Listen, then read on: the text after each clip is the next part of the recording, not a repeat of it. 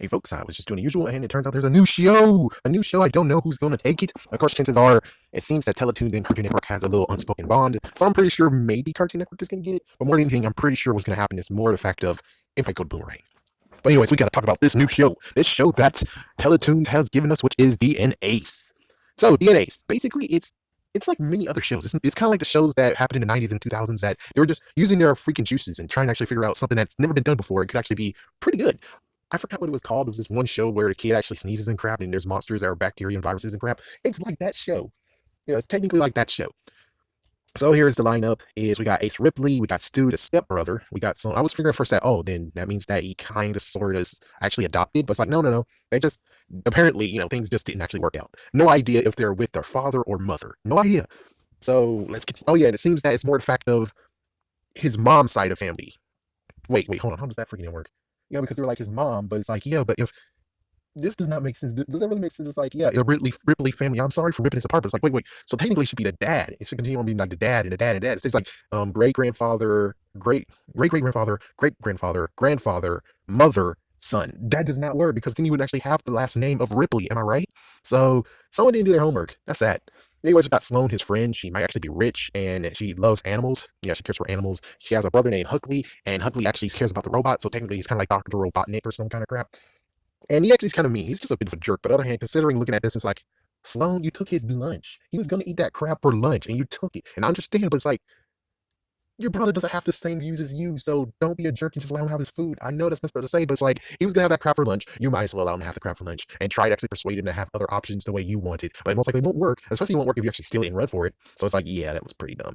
And I bet he did lots more stuff. And if I heard correctly, he took their company from their parents. So the Ripley parents and Huckley and Sloan's parents, they were all part of that company. And then Huckley was able to dethrone all of them, and now he runs the company. Is that what I'm understanding? Is that what I'm getting from this? Because if that's true, damn, that kid's capable. That kid's freaking damn capable. So, anyways, in the very beginning, we actually got this squirrel. The squirrel, its name is Mendel, and he got hit by a freaking damn meteor. It's like, yeah, 100 years ago, he got hit by a damn meteor. Actually, technically, centuries ago,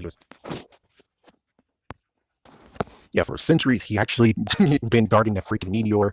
And, well, one crazy thing is that the meteor actually changed him. He got himself a name, Mendel. He is immortal, invincible, and intelligent. He's able to speak, too. It turns out that every single time something happens when it comes to a animal, they can now talk English. So, anyways, apparently in his basement, in Ace's basement, there is a meteor. And apparently what happened is that his great-grandfather, or great-great-grandfather, great-great-grandfather, actually built his house over the meteor site. And at first it was like, oh crap, I'm gonna have to take out this freaking man. But it's like, no, it turns out they're actually friends. He was able to examine it with Mendel. And, well, they actually created something called the DNA scrambler, or the scram. I don't know what it was. Yeah, so the DNA scrambler. And they were going to use that to help protect the meteor, but during these freaking times of lineage, great grandfather can use it, great grandfather can use it, grandfather can use it, mother can use it, and then the son. Which again, how the frick did they keep a last name? It's like I can kind of see how they got divorced. It's like, yeah, if the mom is actually that messed up to be like, we're going to keep my last name, we're not going to keep your last name, Mister. And it's like, frick, no wonder there was a divorce, and then she got remarried, and then apparently they still kept the last name, or I don't know, or maybe it's the fact of maybe she actually doesn't take his last name and all their children have to have. I don't know. Yeah, I can't look really into this because if I do, it's like, did you guys actually think or what? So, anyways, let's continue on. So, apparently, he stumbled on into the secret room and he didn't supposed to be able to access it for three more years because at age 15, that's when it's the time of where they can actually maybe access his powers or not. And like I said, the family kept the meteor hidden, building over it. And it looks like that no Ripley was able to absorb meteor power, at least a decent amount of it, until now. Oh, we can stop this stupid damn cabbage and continue on finally.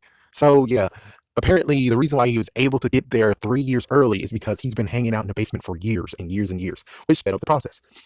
So what happened? He actually was able to get the pocket watch and he's able to access it. And well, he did his first fusion or scramble.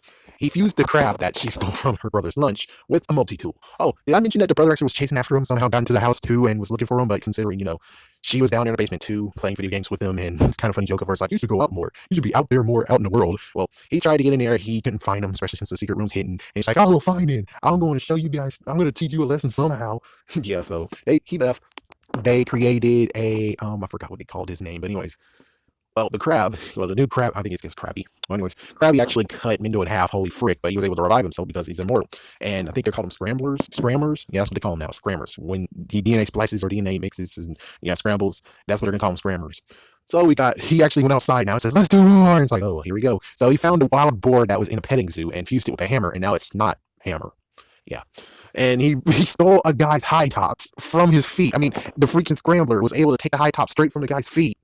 Man, that sucks. And he mixed it with a chameleon. Now it's called hide and sneak, aka Heidi. And it's like, you just stole? It's like he already stole a hammer from this guy, but it's fine. Dude was about to get attacked by that freaking wild boar. Anyways, he saved a life. He stole high tops from this kid who was just walking down the street. Now he has to buy brand new shoes, and he found a bear and fused it with a whoopee cushion. I think it was called what was it called? It was called Digby. That's it. That's yeah, his nickname is Digby. And that's basically the end of the first episode, aka they're doing 15 minutes.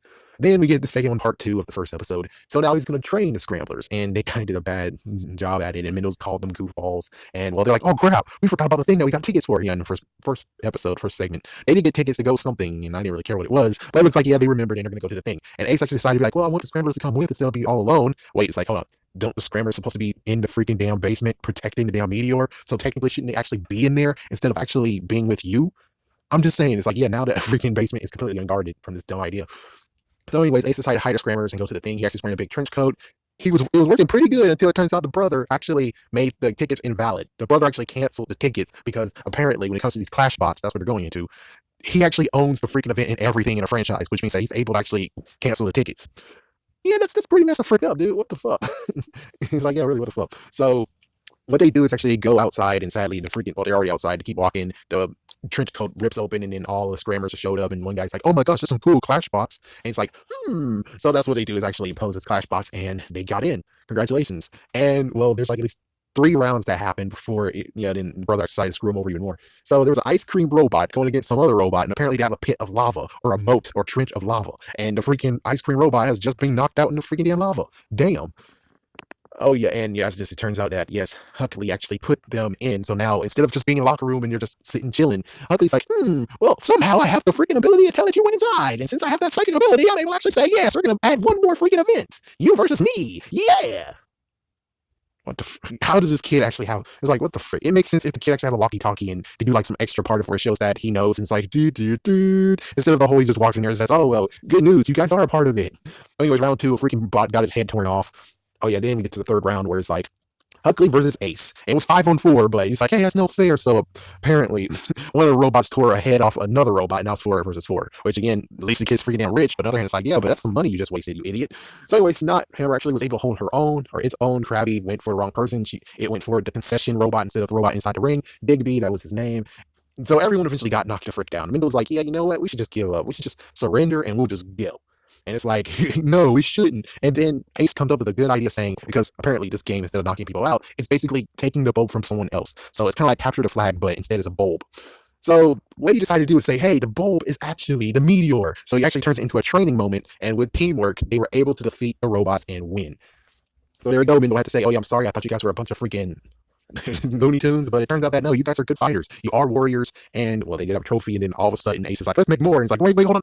Yep, Mendo can actually say, wait, hold on a minute. So he's gonna make more, and we'll see more in the next episodes. So there you go. That is DNAce.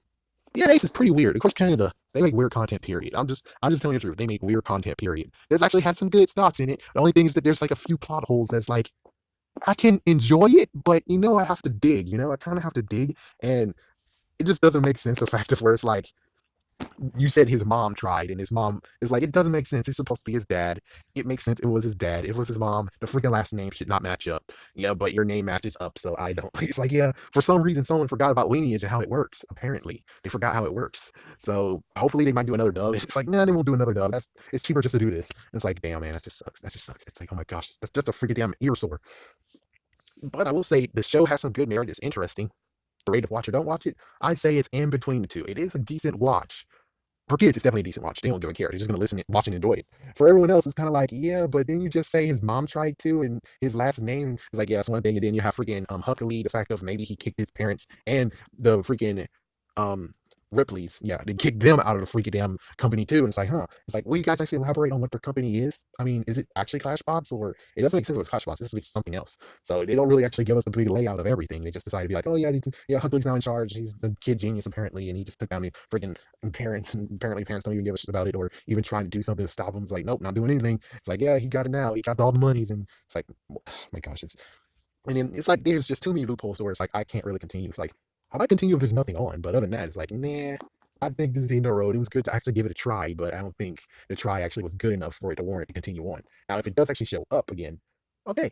But considering I don't think it's going to show up on Cartoon Network or anything because Super Noobs returned and Cartoon Network was like, well, everyone in America hates Super Noobs, so we're not going to show a season two. And well, I'm pretty sure that they might actually just say, we're okay with Total Drama Island. It's like, yeah, we're okay with these kids here, but we're not going to actually do anything else. It's like, yeah, we're not going to actually do any more of your shows. It's like, we're going to come up with our own shows and you'll be cool. Teletoons, you're cool. You can actually still look at our shows too, but we're not going to actually have any of your shows either unless we're going to put on Boomerang, which is like, I don't know. Anyways, yeah, it's a show. It's one of those shows that most likely you'll see in the afternoon way back in the 90s. It's like, yeah, afternoon TV show. Always awesome to watch. Even though it doesn't make sense or even though there's some freaking pop holes. But this is worse. This is the worst one ever right now with the plot friggin' some issues in the technique stuff. But if they're able to fix it, which they weren't, they're not able to fix it now. I mean, unless they're going to redo the first episode. There's nothing really to say on this. But of course, I say for kids, you definitely watch it. Watch it and enjoy it if you can and it shows up or you can watch it.